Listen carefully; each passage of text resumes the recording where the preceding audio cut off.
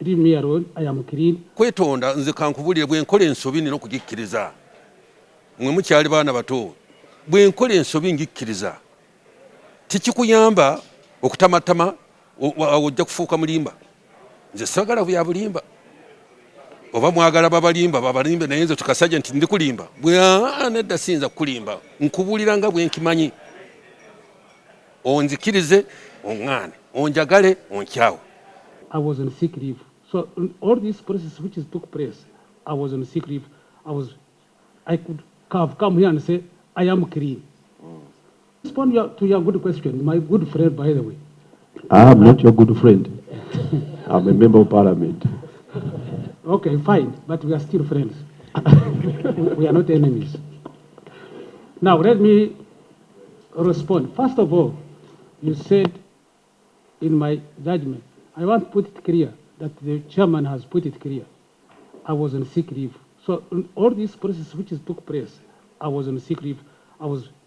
I could have come here and say, I am clean. Leave me alone, I am clean. I was not involved. I don't take that kind of approach myself. My view is that I have my views, I have my recommendations, I take collective responsibility, and I'm taking collective responsibility as the former Secretary of Treasury. But or the time of payment? All the process, I was out of office. Maybe as you draw the microphone closer, explain what action you took when you got back into office, because substantively, you were the PSST, you were in charge, and so you are back, and you have seen all of this has happened. Did you engage Mr. Ochailap, your deputy? Let me respond. The process, when it started and when the money was paid, I was out of office in totality. I can prove that to you if you wish.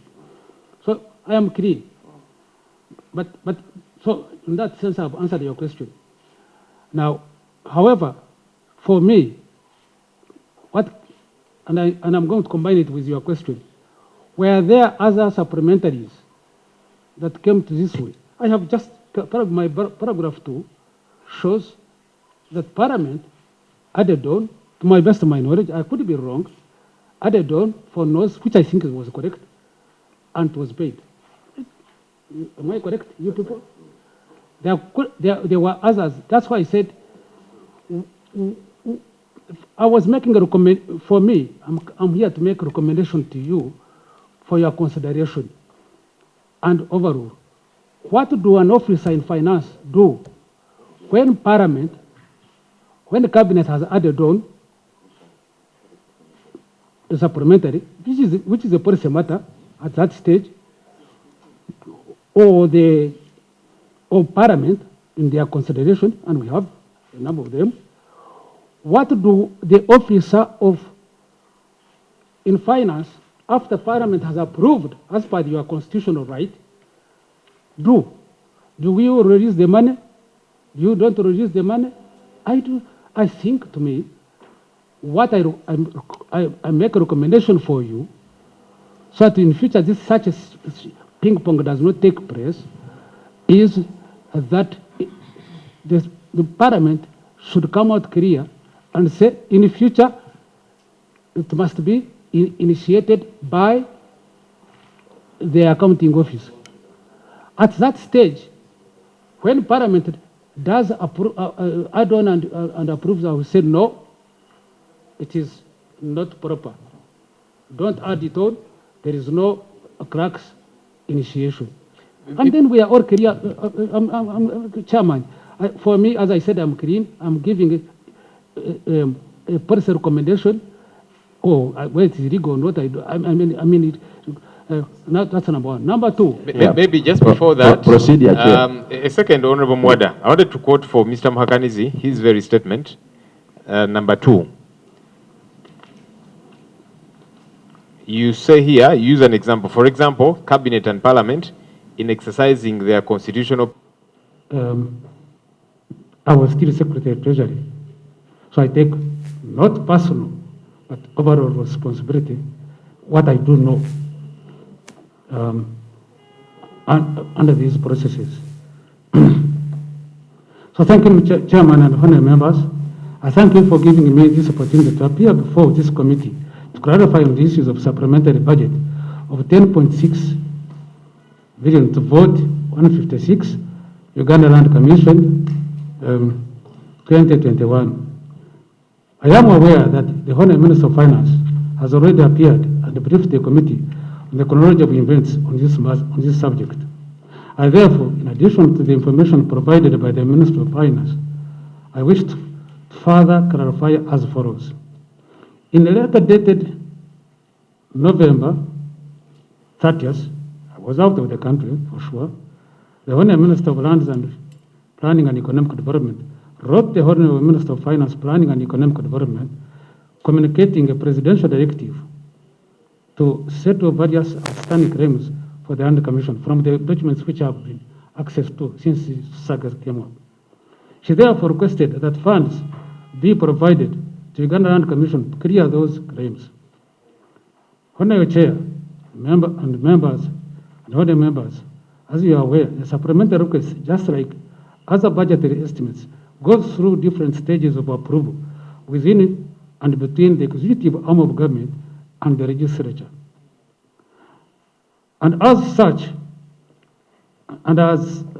such changes can be made at various stages to our best of my knowledge.